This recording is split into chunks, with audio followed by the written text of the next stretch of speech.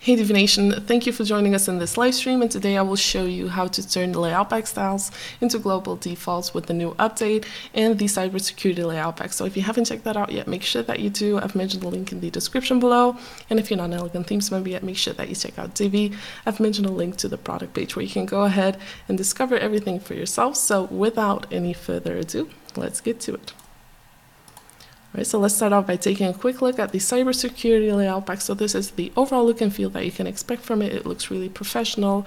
It has really nice page structures to it. And if you want to lay your hands on it, you can go to elegantthemes.com/layouts. And over here, you can find all of the layout packs. So go ahead and scroll down until you come across the cybersecurity layout pack. And if you click on it, you will see all of the layouts, and you can view the live demo before actually installing these pages on your website to see if it's something that you can use. And before you get started with it, just see for yourself whether or not you really like these layouts. So within this live stream tutorial, we're going to show you how to turn layout pack styles into global defaults with the new update that you guys probably have seen. And this is going to be a little bit more like a guide. So we'll guide you through some different steps that you can take to make the process easier, and we'll also demonstrate it. So the 5 things that we'll show you how to do is, so the 5 parts actually of this tutorial are creating a new page for each layout within the layout pack. So over here you can see that we have 7 pages. We have a homepage, landing, services, service, about, blog, and contact page, and we've assigned a different layout to each one of these menu items. And this will just help us with the second part, which is detecting modules that are used throughout the entire layout pack. So you'll have to go module per module to see what styles you want to apply to the layout pack, and will not apply each style that is assigned to a certain module as the global defaults, but we'll select some settings that will assign as the global defaults throughout the tutorial. And then we'll also save recurring elements as global or normal items in the Divi library, and that will just help us reuse certain elements. So for instance, over here you can see a blurb module, and over here we have that you have a certain blurb module in one style and another one in another style, so you can choose which one you want to use as the global default. But that doesn't mean that you have to recreate the other one from scratch. You can just save it to your library and reuse it on the page that you're working on. So we'll do that for some specific settings, things such as secondary buttons or CTA sections or footer sections, stuff like that. So, and then we'll move on to the 4th step, which is creating a default color palette in the Divi theme options, and we'll use the layout pack's color palette for that, and that will just help us make changes to new pages later on without having to copy and paste color codes, and it just makes everything really easy. And the last thing is resetting module styles for existing pages. So if you're working on a website that has some pages in it already, you'll have to reset some elements to scan for everything. So I've already done that.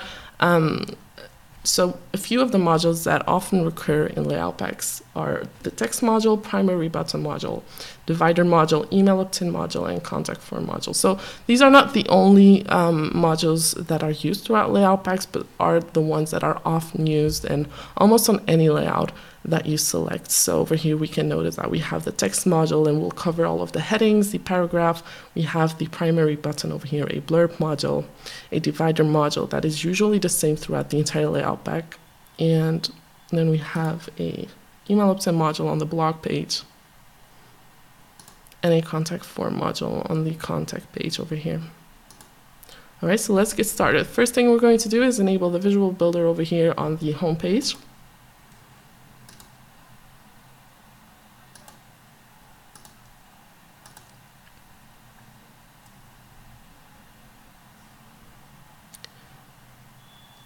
And let's just wait for it to load. So of course we'll need to cover all of the headings that are included within the layout pack. And those headings aren't included within one specific text module. So they're spread across the different layouts. In this case, we can find all of the headings that are used within this layout. So we'll start with the heading 1, which you can find in the first text module on the page. So the only thing you have to do is go to the Design tab, go to the Heading Text Settings, and over here right-click on the Heading 1 selected item over here and click on Make Styles Default. Then a notification will appear and you can just click Yes. All right, so we have the first one. So as mentioned before, we have the heading 2 and the heading 3 as well. And we can find the heading 2 and 3 over here in this text module. So we'll open that one too. And we can go to the heading text settings. And over here we can right click, click on Make Styles Default. Are you sure? Yes. And do the same for the heading 3. All right. So now one thing that might cause, a little bit of problems when creating a new page is the fact that over here we have a white color as well as here, but the layout pack isn't entirely light or dark. It is a mix of both. So if you have any problems with that, you can go to the global items over here, go to the heading text settings, and add another color over here that is not dark, not light, so you can just modify it as you go, but by default it'll be a white color. So if you're using a white section background color, this will not show up until you modify the color in the settings itself. All right, so now we also have to cover the paragraph text settings, and to do that we'll just open this module over here, go to the Design tab, right click, click on Make Styles Default. Now, so these are the only things that we're making default. So there are a lot of other settings to a text module as well, such as spacing, sizing.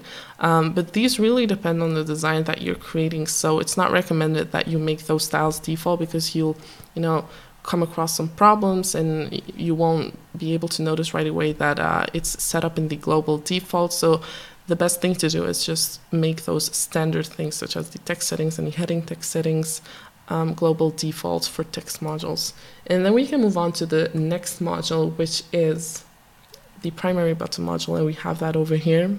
So for this module, we're also going to make some styles default, and the things that we recommend doing are the button settings along with the padding. So not the entire spacing settings, only the padding. And to do that, just go to the Design tab over here, right click and click on Make Styles Default for the button settings, and then open the spacing settings over here. You can right click and click on Make Styles Default for the padding as well.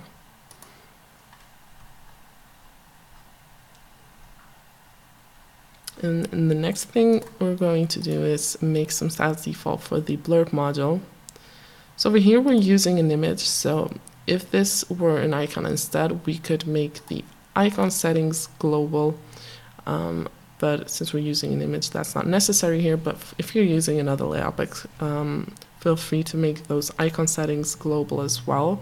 And the approach that we're taking on within this live stream tutorial, counts for the other layout packs as well. So the modules that we've detected, as mentioned before, are, recur often within the layout packs that we create, and just general websites in general. All websites use text modules and usually use Blurb modules as well. And the other thing we're going to do here is go to the text settings. So over here we have the center text alignment, so we're going to make that default as well. Then we'll move on to the title text settings, and you can just right click over here or just right click on the title text settings and make styles default, yes, and the body text settings as well. And right click on Make Styles Default. The next module we have over here is a divider module. So this is the module that we're looking for. And for this module, we're going to make the line settings and the sizing settings defaults. Again, try to avoid making margin or transform settings as global defaults, since these really depend on the kind of design that you're creating, and it could, lead to difficulties. I'm sorry. So I'm just going to make the line settings as my global defaults, along with the sizing settings by right-clicking, clicking on Make Styles Default. All right, then we'll go to the email opt-in module, and we can find that one on the blog page.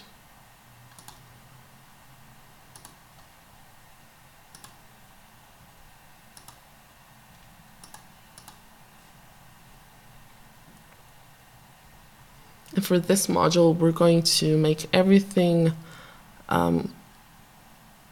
global except for the margin, as mentioned before, the sizing and the transform settings.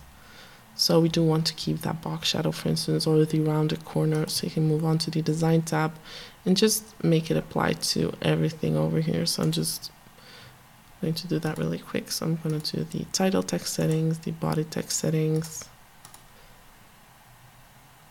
the button settings. So as you can see over here on the screen, it says this will affect all button option groups of email opt-in modules across your entire site. So you don't have to be afraid that this will apply to, just standalone button modules. It will only apply in case it's included within a email opt-in module. So yes, border, yes, box shadow, yes. So we have only one module left, and that is the contact form module.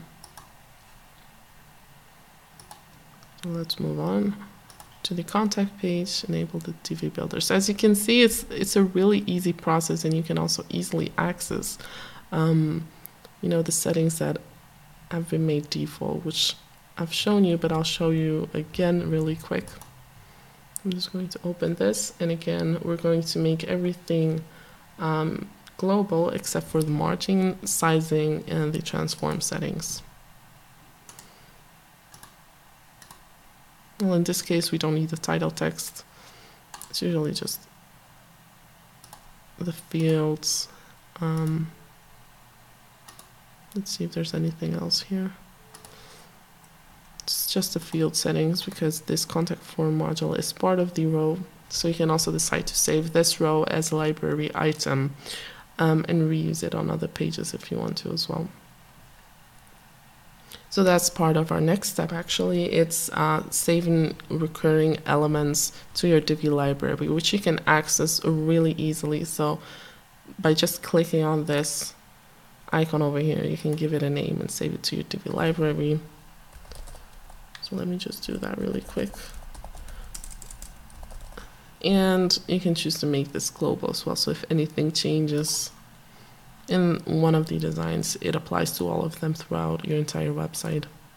So we recommend saving certain modules or elements as Divi library items, and these are the secondary, the tertiary buttons, and the CTA sections, footer sections, and layout pack specifics, which could be secondary blurb modules.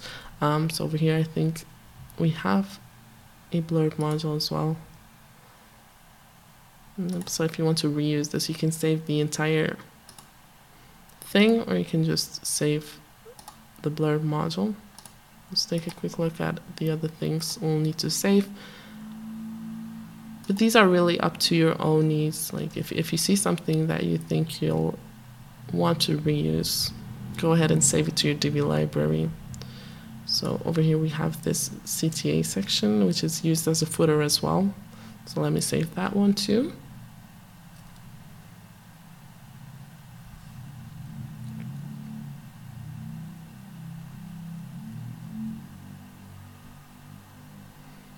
All right, I'm just going to go ahead and scroll down and save this entire section, Divi.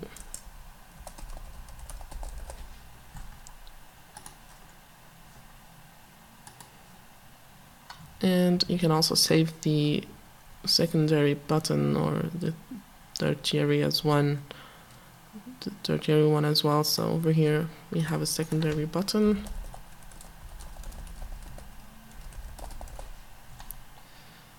Just save this. So things like buttons or Blurb modules are not recommended to be saved as a global item in your Divi library, but rather just as a normal one, so you can modify anything you want without it affecting your entire website. So I think there was another button as well. Here we have it.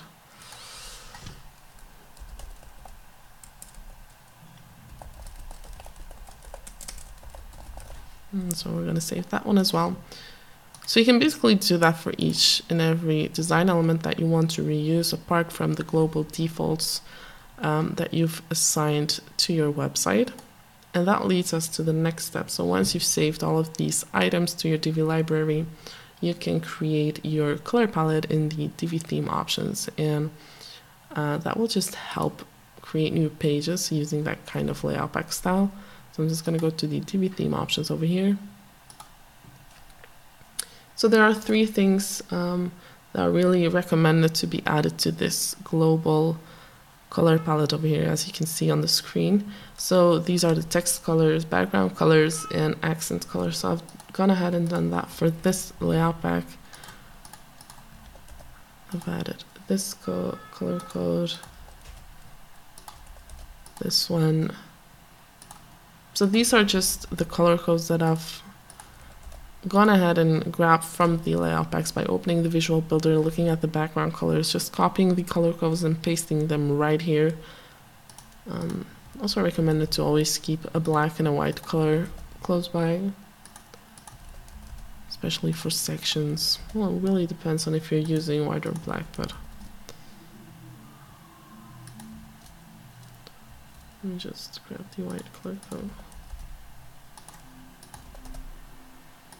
Alright, let me just add those other color codes here as well. And show you guys what it looks like within the Divi builder once you set this up. And this is really a time saver, you know, having to copy and code color codes is really annoying. And this just makes everything a lot easier. So if I enable the visual builder over here,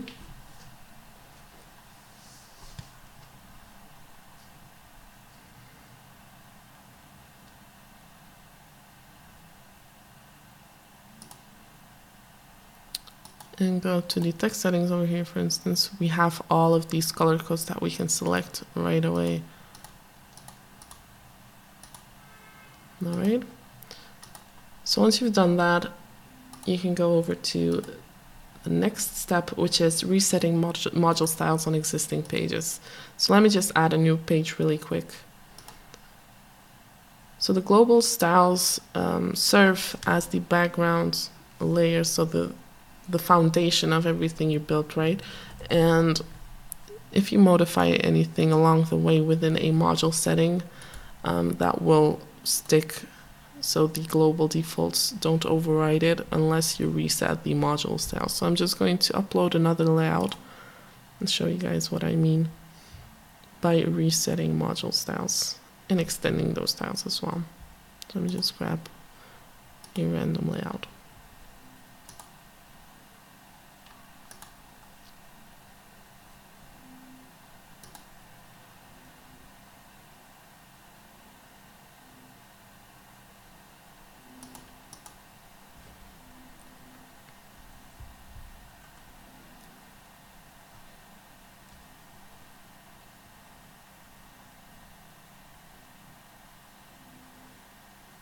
All right.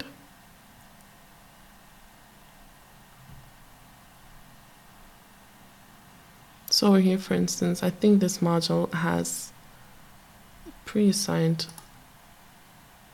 font to it. Let me just check. No, actually, it's taking over the font that comes with the Cybersecurity layout pack, which is this one. It's also bold.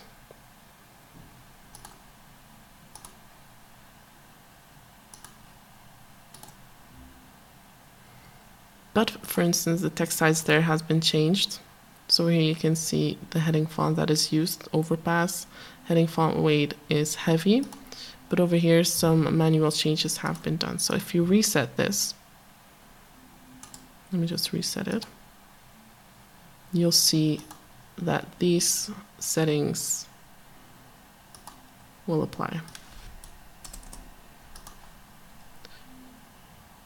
So you probably only have one heading 1 on your website, so you won't have to extend this. But for instance, for the body text, and of course you can tweak this over here just to make it match with your design. So then you can reapply some custom changes to the module itself.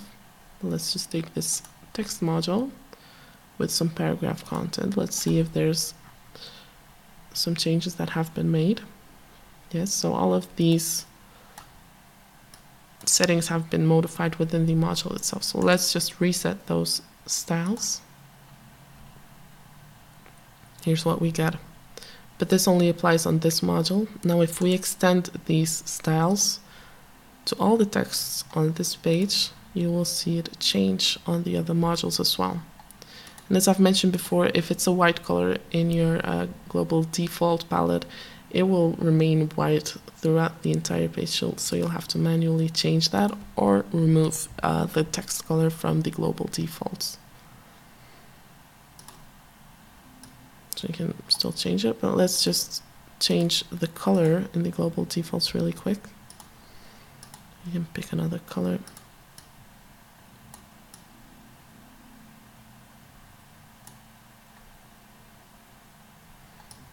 And this will apply to all of the elements throughout the page. So you can see those two changing at the same time,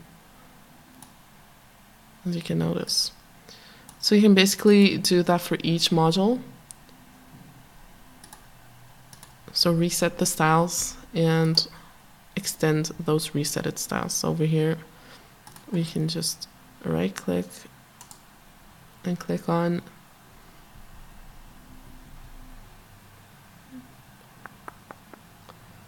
and reset module styles, yes. And then we can extend the module styles throughout this page. So this is the same kind of module, blurb module, that was used over here. As you can notice, the same styles apply. And then you can still manually add some padding, for instance. And just do that really quick.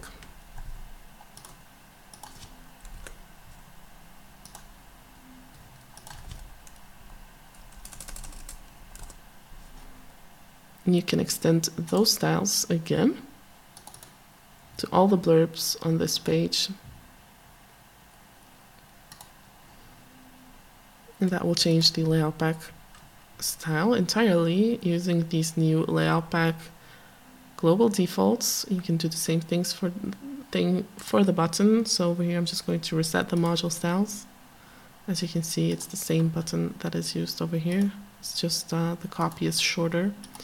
And then you can right click again, click on extend button style. So what you're basically doing is just extending the resetted settings throughout the entire page.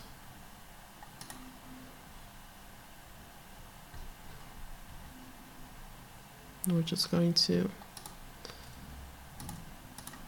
right click over here. Go to the global defaults and change the text color so you guys can see all of the text take on this new layout pack style.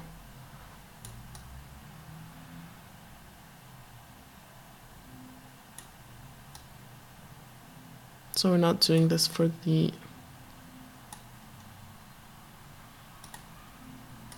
purpose of making it look good, but just readable, because it will change in the darker backgrounds as well, but it's still pretty readable, I'd say. You can use the default color palette to make changes to the color palette really quick. To use